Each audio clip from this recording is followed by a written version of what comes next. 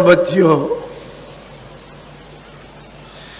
जिस स्थान पर आप रह रहे हो, यह स्थान काल का देश है, यानी मृत्यु लोक।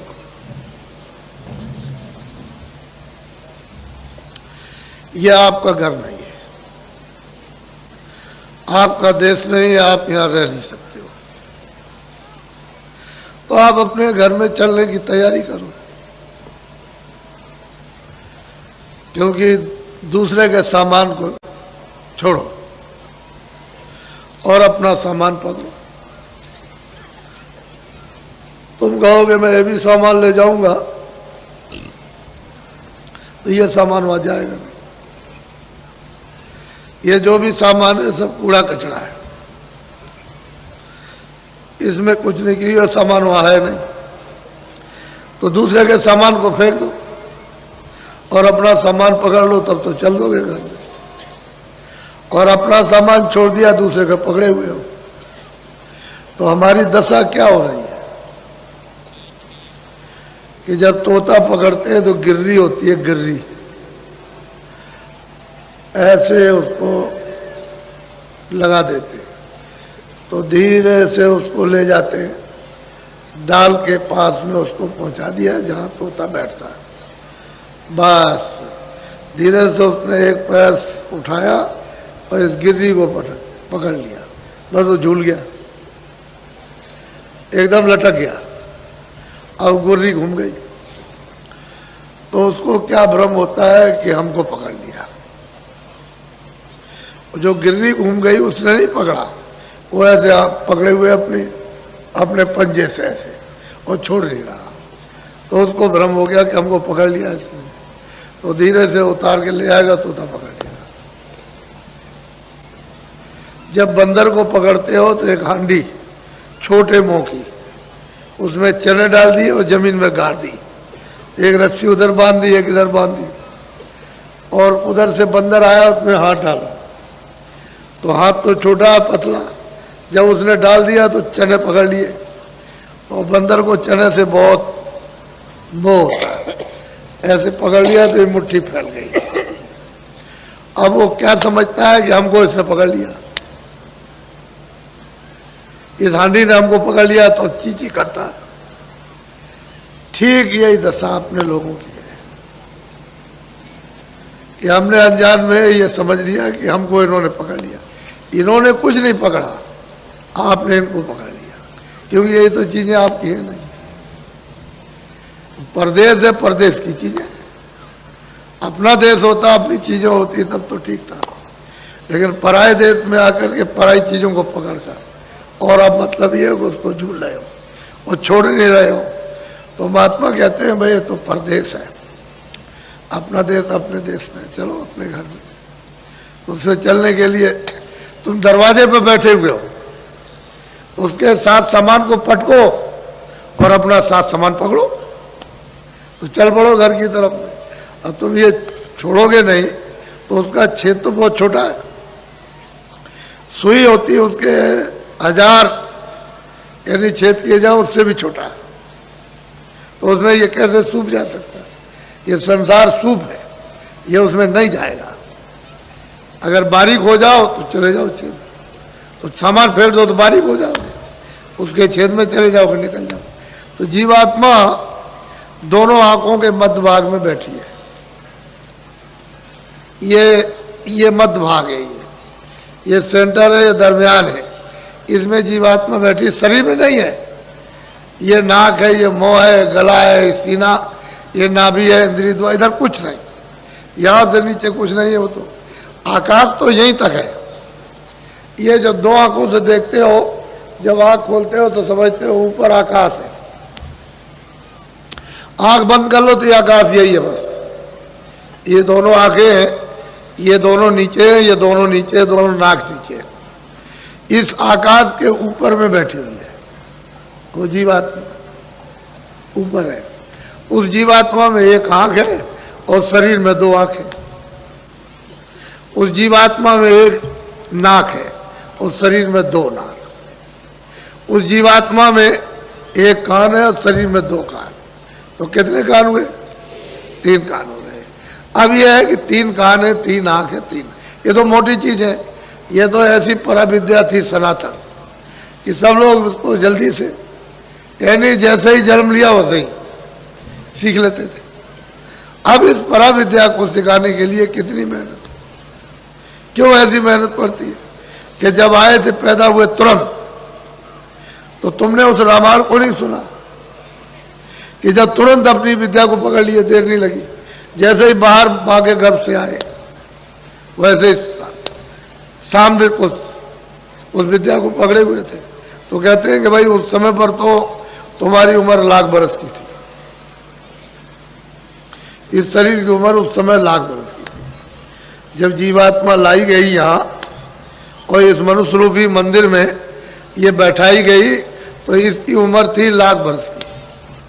तो लाख बरस की बच्चा जब पैदा हुआ माँ के पेट से, तो जीवात्मा को जब 5वें महीना लगा तो जीवात्मा को यहाँ बैठा दिया, क्योंकि उसने पहले खोल बनाया। ये रचना का पूरा विवरण आपको तो पता नहीं, आपको तो मालूम नहीं, किसी से आपने सुना नहीं, समझा नहीं, कुछ देखा नहीं, कुछ किया नहीं, तो आपको क्या पता चलेगा। सही सच्ची बात है कि जीवात्मा किस तरह से आई ये भी नहीं मालूम, और जीवात्मा है क्या ये भी आपको नहीं पता, और वो जीवात्मा कैसे जाएगी वो भी नहीं मालूम। तो सब भूल भाल करके तो सब खत्म। लेकिन जो हमारी सनातन पराविद्या ईश्वरीय आध्यात्मिक योग विद्या थी वो तो प्राय सबकी, सब लोग, तब तो रामायण में उन्होंने कहा है कि सतयुग जोगी सब विज्ञानी, एक भी यानी अल्प नहीं था, अज्ञान नहीं था, सब जोगी और सब विज्ञानी, कर हर ध्यान तरे बहु प्राणी, सब के सब प्रभु के ध्यान में संलग्न थे और पार। जैसे ही समय पूरा हुआ लाख बरस के वैसे सीधे पार गए। उसी को कहते हैं भवसागर नदी से पार जाओ। अब वो तो मतलब यह है कि जब उसके देश का विधान बन गया और आपको उसका अधिकार दे दिया कि देखो मेरे देश का ये विधान है, उसने बना दिया और तुमको मैं पूरा अधिकार देता हूं, तो विधान बना। ऐसे तो विधान बनाया नहीं।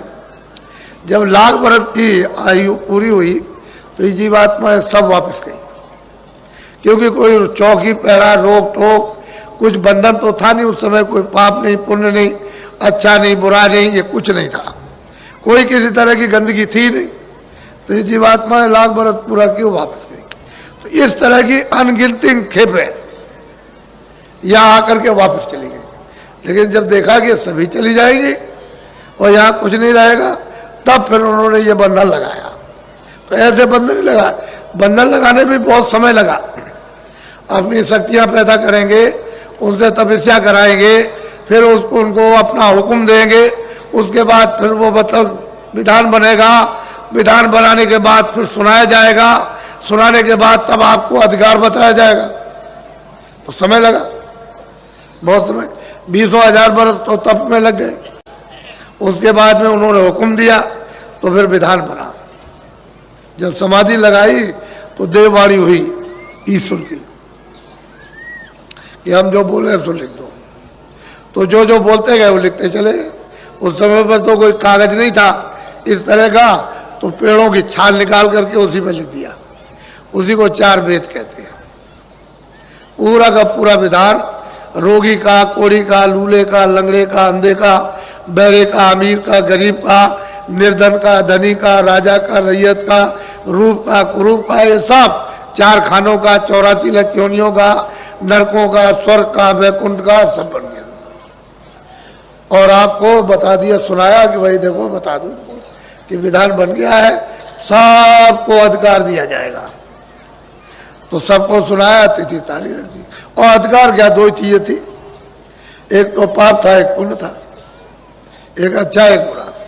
उन्होंने कहा देखो ये अच्छा है बुरा, तुम सत्य बोलो असत्य बोलो तुम्हारी मर्जी, आंखों से अच्छा देखो बुरा देखो तुम्हारी मर्जी, कान से अच्छा सुनो बुरा सुनो तुम्हारी मर्जी, बुद्धि से अच्छा विचार करो बुरा करो तो तुम्हारी इच्छा की बात।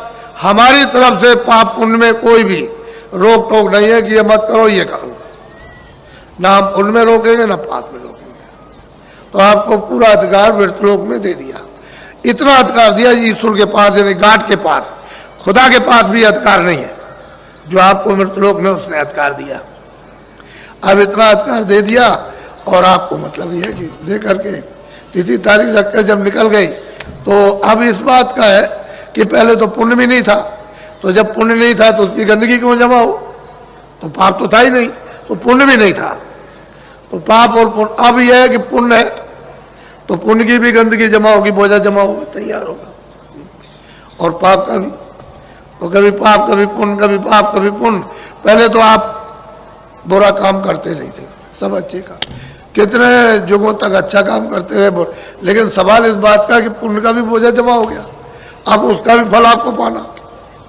पहले न पुण्य का था न पाप का था, फिर कभी आपसे बन गया अधिकार, आपको मिला, तो आपने कभी एक झूठ बोल दिया, कभी दो झूठ बोल दिए, कभी चार, फिर झूठ बोल दिया, कभी धोखा दे दिया, कभी बेईमानी कर ली, ऐसे कभी कभी, तो वो भी जमा हो गया। ऐसे जमा होते जब आपकी लाख बरस की उम्र है तो उसमें पता नहीं क्या क्या हो जाएगा। तो ये पाप पुण्य सब मिश्रित हो गए, तो बोझा। लेकिन जब तुम्हारे ऊपर कोई बोझा नहीं था, पाप पुण्य का कोई विधान नहीं था, पूरी स्वतंत्रता थी, स्वाधीनता थी कि जब चाहो उसके पास जाओ, जब चाहो लौट आओ, दिन में 100 बार जाओ, 100 बार लौट आइए उसके पास। लेकिन जब यह अधिकार दे दिया तो रोक टोक क्यों हुई कि ये पाप पुण्य, ये अच्छा ये बुरा, अच्छा बुरा, भाई यही से बंधन पड़ेगा। तो बंधन पढ़ते पढ़ते पढ़ते पहले तो आँख खुली थी, कान खुले थे, देववाणी सुनते थे, सब लोग सुनते थे, आँख खुली थी, यानी तीसरी आँख, तीसरा नेत्र सबका खुला था। कोई ऐसा नहीं था जिसका बच्चे बच्चे का खुला ना हो, सब आते जाते थे। यहाँ से स्वर्ग भी देखो, वैकुंठ भी देखो, इसको ईश्वर को भी देखो, पार ब्रह्म भी देखो, और मतलब यह है कि ऊपर चले जाओ। और आप मतलब यह है कि आप बंधन पड़ गया। तो जब बंधन पड़ा तो